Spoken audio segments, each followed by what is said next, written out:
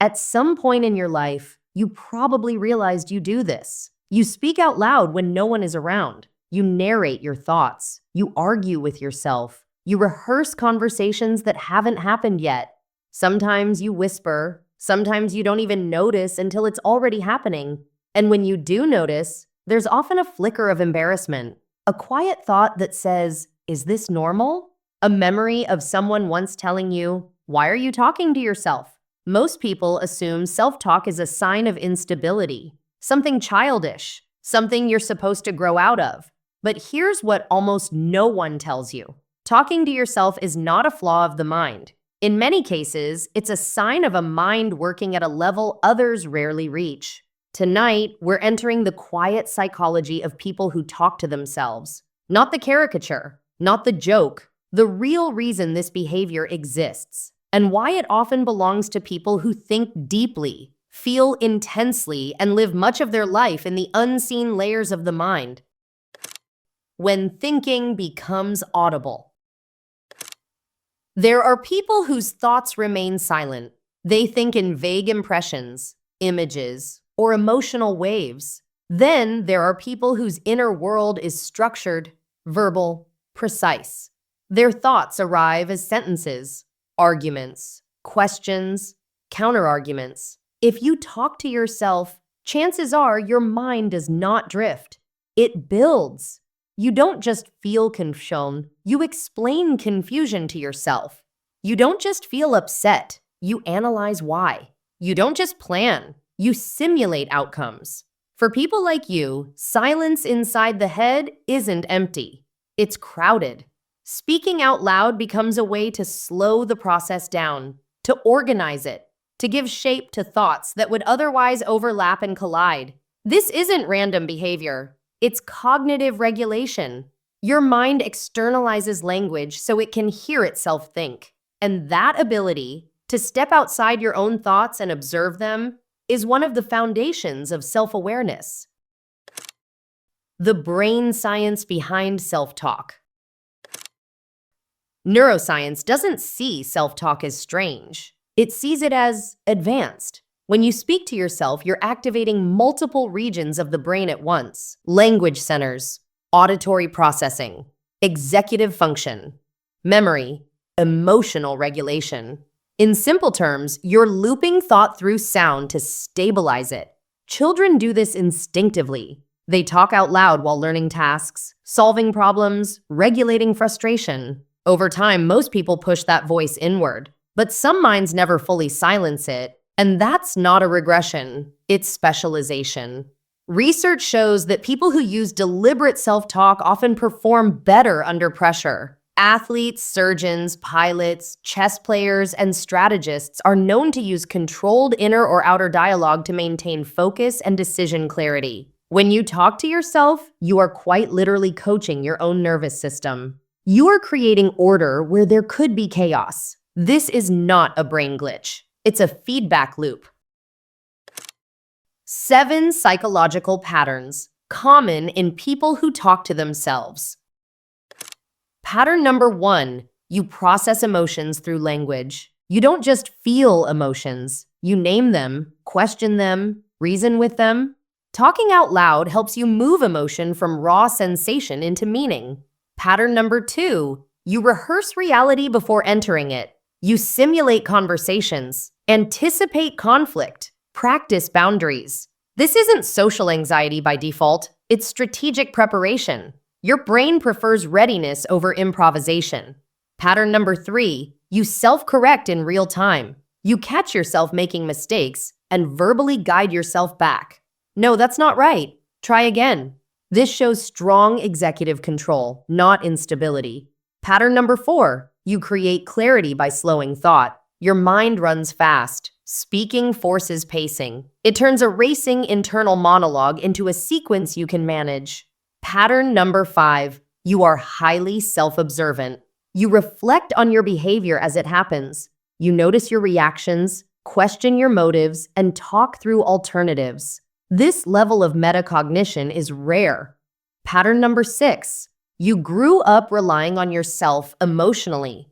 For many, self-talk begins as self-soothing. If comfort, guidance, or explanation wasn't reliably available from others, you learn to provide it internally.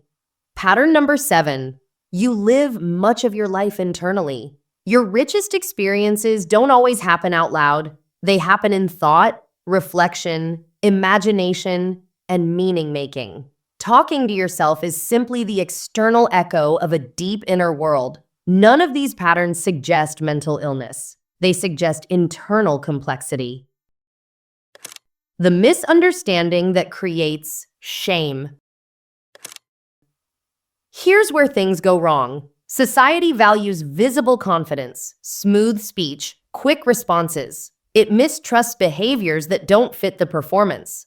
Talking to yourself breaks the illusion of effortless thinking. It reveals the process, and anything that reveals process makes people uncomfortable. So the behavior gets labeled as odd, immature, or unstable, even though many of the same people silently talk to themselves internally. They've simply learned to hide it better. The shame often comes from one moment, being noticed. Someone overhears you.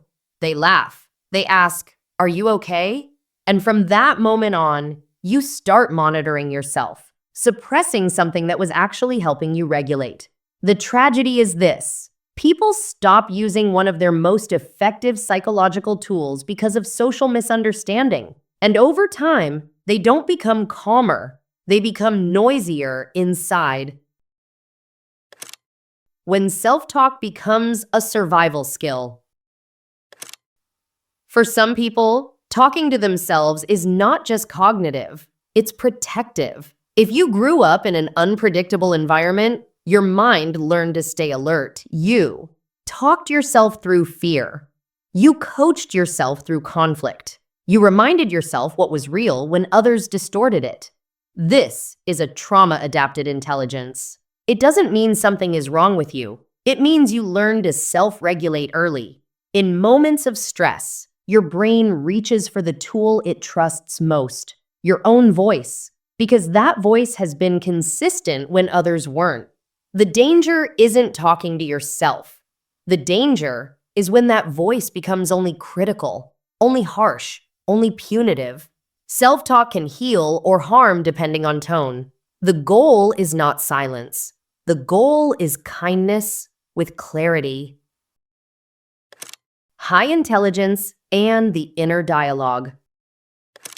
There's a strong overlap between self-talk and complex thinking. People with high cognitive engagement often think in layered structures. They test hypotheses internally. They debate themselves. They run thought experiments. Talking out loud externalizes this process, making abstract thinking more concrete.